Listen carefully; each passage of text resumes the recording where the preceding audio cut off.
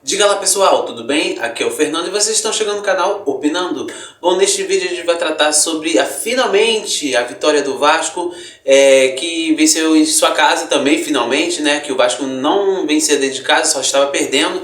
Fez um gol e ganhou de 1-0 em cima do Grêmio. E a gente vai detalhar, a gente vai analisar como é que foi essa partida.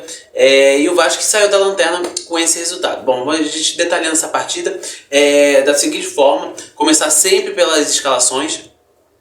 O time do Vasco, o Ramon Dias começou com um 3-5-2 de novo, ele manteve essa formação, mas com algumas mudanças para o time que jogou contra o Corinthians, né? O Puma não pôde jogar, ele se machucou na quinta-feira, e então o Ramon Dias teve que fazer algumas adaptações. Então a escalação do Vasco ficou assim: no gol o Léo Jardim se manteve, na linha de zaga é o seguinte, o time do Vasco está distribuído desta forma: Robson Bambu atuando mais pelo lado direito da zaga. Quando o time atacava, ele que atuava um pouco assim, como se fosse um lateral direito. O Medel estava na zaga central e o Léo fazendo a zaga pelo lado esquerdo. Então eram esses os três zagueiros. Na linha mais à frente, na segunda linha, quem estava fazendo a ala direita era o Orediano. O Luca Orediano que estava fazendo o lado direito, e do outro lado o Piton. No meio estava o Zé Gabriel, na frente dos três zagueiros, e com o Praxedes e o Paulinho mais avançados no meio campo. No ataque estava o Peck, Gabriel Peck, e o Sebastião Ferreira. Essa foi a distribuição do Vasco, né? O que foi distribuído em campo, o que se viu em campo, o que eu pude notar. Porque na escalação inicial, como foi distribuído estava diferente, mas em campo estava nesta distribuição que eu contei para vocês agora, tá? A escalação do Grêmio foi diferente do que o Renato estava propondo também para o time do Grêmio. O time do Grêmio que estava até com certa... estava famoso também em atuar com três zagueiros. Mas o Renato resolveu adotar a linha de 4, né, para atuar contra o Vasco, né? O jogo iniciou e o que se viu no primeiro tempo foi um time do Vasco que tentava criar suas oportunidades, mas o que se via em campo era um time que parecia um time de pré-temporada. É o que eu estava comentando na hora que eu estava assistindo o jogo. Parecia um time muito de pré-temporada. Mas se nós formos avaliar, parece mesmo pelo fato do Vasco ter feito várias contratações recentemente e e o Ramon Dias já pôr em campo. Então esse time falta uma certa... bastante entrosamento, falta entrosamento, e o time está bem armado até, de certa forma, taticamente, mas os jogadores são muito novos, chegaram recentemente no clube. Caso do Medel, caso do Paulinho, caso do Sebastião Ferreira. Então são várias mudanças que têm acontecido no Vasco, e o time aí às vezes se mostra muito travado em alguns momentos, né? Tem algum toque de bola, ainda já tem um pouco do dedo do técnico na questão da saída de bola, uma certa troca de passes que poderia ser um pouco mais rápida, mas como é início do trabalho do Ramon Dias, então a gente até entende, mas da mesma forma que o Vasco não tem tanto tempo para isso. O Vasco precisa de resultados para poder se livrar dessa zona, principalmente, primeiramente da lanterna, depois aos poucos somando ponto a ponto. Então o Vasco ele estava nesse sentido, né? E o Vasco quase até conseguiu aproveitar uma chance aos 7 minutos, no cruzamento que veio pela esquerda do Piton, em que ele buscou o Sebastião Ferreira na área, só que a bola passou direto. O Sebastião Ferreira ele se jogou na bola para poder alcançar, mas não conseguiu alcançar a bola, passou direto, foi pela linha de fundo, né? No caso do Grêmio, eu achei que o Grêmio jogou muito mal no primeiro tempo, o time estava muito travado. É um time que se conhece mais, tem mais entrosamento, logicamente, né? O time até faz uma boa campanha no Brasileirão e chegou nas semifinais da Copa do Brasil. Mas o que eu senti hoje é que o Grêmio estava muito lento, não havia troca de passes. muito pouca. Esperava muito o Vasco, assim, não tinha muita intensidade o time do Grêmio, né? Quando a bola chegava até nos atacantes, na linha de frente do ataque, com Ferreirinha, com Soares, até sair alguma coisa ali. Esse era o perigo perante ao Vasco. Porque o Vasco, como estava com a linha de 3, com o Robson, o Medel e o Léo, e só o Zé Gabriel na frente desses 3 zagueiros, então o Zé Gabriel ficou muito sozinho nessa região, sem mais um companheiro para combater a frente da zaga ali do Vasco. Então nessa região em que o Zé Gabriel estava sozinho, o Grêmio ele conseguiu atuar mais, criar mais oportunidades, principalmente em chute do Soares, em que o Bitelo rolou para trás e encontrou o Soares, ele bateu de primeira e obrigou o Léo Jardim a fazer uma boa defesa, assim como numa jogada com o Ferreirinha, que ali na meia-lua da área do Vasco, tentou um chute, mas pegou mal na bola e a bola saiu pelo lado direito do gol do Vasco, né? E teve outro lance já no final do primeiro tempo, com o Soares arriscando de fora da área e a bola desviou no caminho e o Léo Jardim mandou para escanteio, né? Esses foram os lances mais perigosos do Grêmio. O Grêmio tentava muito atuar pelos lados, principalmente buscando a profundidade do Ferreirinha, e pelo lado direito o João Pedro estava avançando muito ali. O Bitelo não teve muito bem em campo, mas o João Pedro até que apoiou bem, né? E o Piton estava sofrendo um pouco com a dupla, né? Com a dupla Bitelo e João Pedro. E as melhores oportunidades do Grêmio foi para essa região, cruzando, tentando achar alguém pelo meio que no caso estava vazio ali, de combate por parte do time do Vasco. O Vasco também teve muita chance de abrir o placar, esteve muito perto de abrir o placar, num cruzamento que teve para a área do Grêmio. O Gabriel Grando ele saiu esquisito do gol e o Zé Gabriel tentou aproveitar o rebote que o goleiro do Grêmio deu e a bola desviou na zaga e passou rente à trave direita do gol tricolor, né? E o Vasco, assim, de maneira surpreendente, não estava conseguindo fazer o seu gol, né? É um lance de muito azar, de certa forma, né? O que estava acontecendo com o Vasco.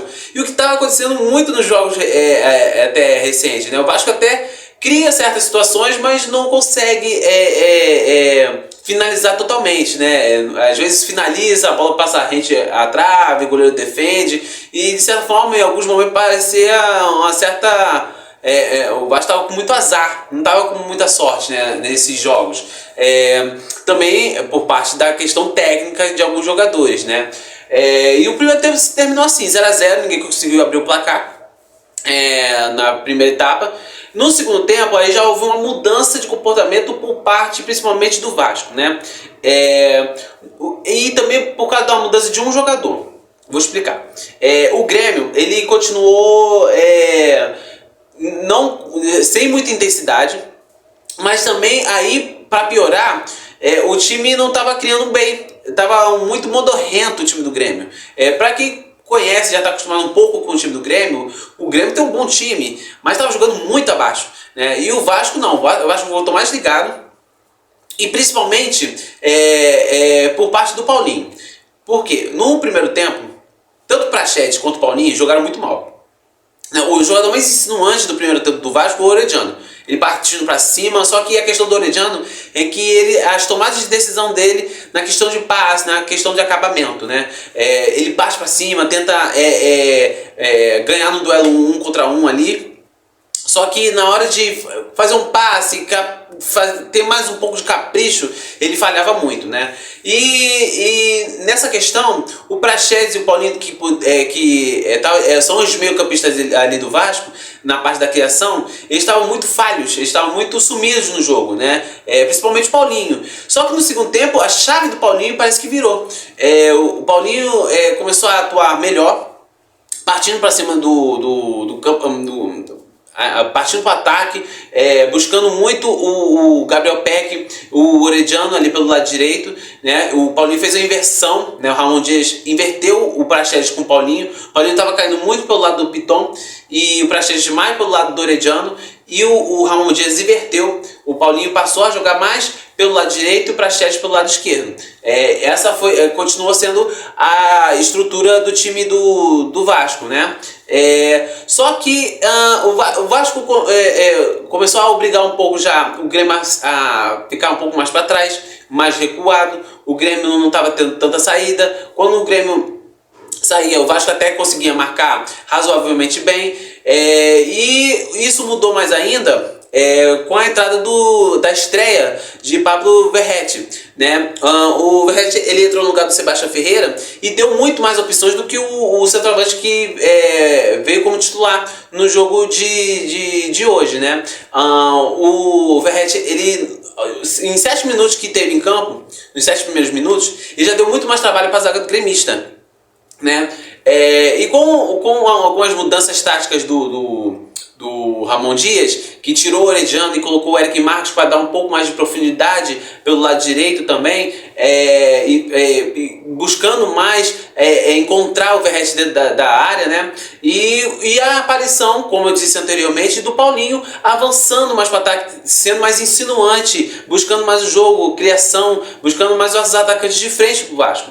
E isso já começou a ser mostrado em um passe que ele deu pro Verratti, que chutou cruzado, uma bola muito boa, um passe muito bom do Paulinho. Ele chutou cruzado e o Gabriel Graham fez uma ótima defesa, tirando com a ponta do pé, evitando o primeiro gol do Vasco, né?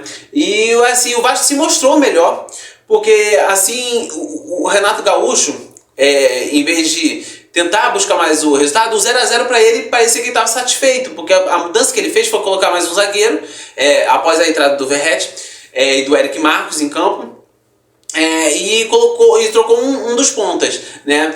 E a mudança dele foi mais na questão de, opa, eu estou satisfeito com o empate, vou levar esse 0 a 0 aqui para casa.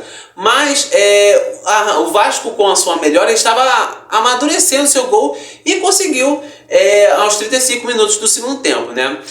Em jogada do Paulinho, que, como eu disse, como ele subiu de produção, o time do Vasco acabou subindo de produção também.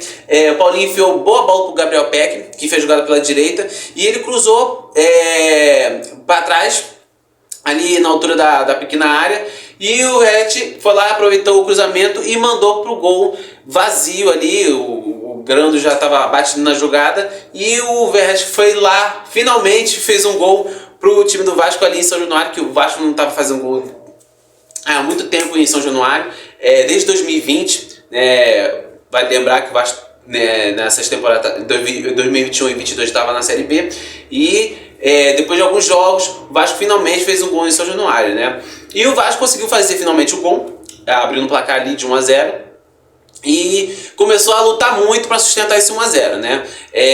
O Renato Gaúcho fez algumas mudanças para buscar mais o ataque, para tentar pelo menos empatar a partida. Quase conseguiu ali aos 46 minutos, em cruzamento na área, batido o escanteio, o desvio do André, e no segundo pau o Gustavinho estava entrando ali e ia só ir completar pro gol, só que pegou errado na bola e acabou perdendo a oportunidade. E já no último lance da partida, após vários cruzamentos na área do Vasco, que o Vasco estava tentando segurar esse placar de 1 a 0, o Soares, aproveitando o rebote, pegou de primeiro, e o Léo Jardim fez uma ótima defesa, impedindo assim o gol gremista e o empate, né, do time do Renato Gaúcho, né? E fechando assim a partida entre Vasco e Grêmio, Vasco 1, Grêmio 0. A avaliação final dessa partida foi o seguinte: o Vasco foi melhor que o Grêmio. O Grêmio fez uma partida muito ruim, eu achei muito ruim o time do Grêmio. O Vasco foi lá, foi mais intenso, lutou mais, então mereceu o resultado de 1 a 0. Não foi uma partida brilhante, mas dá para se ver que está evoluindo, aos poucos está evoluindo. E com a vitória de hoje, o time do Vasco pode pegar mais confiança para as próximas partidas, né? O Vasco vai ter a próxima rodada do Vasco no Brasileirão, é um jogo muito pesado. É um jogo contra o Bragantino, lá em Bragança Paulista. O Bragantino que está vindo muito bem no Campeonato Brasileiro, tem feito bons jogos, então é um desafio muito grande para o time do Vasco, né? Então o Vasco precisa pelo menos pontuar, e ir pontuando, para tentar a cada passo, né, sair dessa situação. Ainda está um pouco longe, né? O Vasco está a 5 pontos, se eu não me engano, 5 ou 6 pontos para sair da zona de abaixamento, que é o primeiro ali na porta da zona de abaixamento. O Vasco precisa pontuar, ficar pontuando. Então, essa vitória que teve hoje em cima do Grêmio é para dar mais confiança, poder trabalhar com um pouco mais de paz.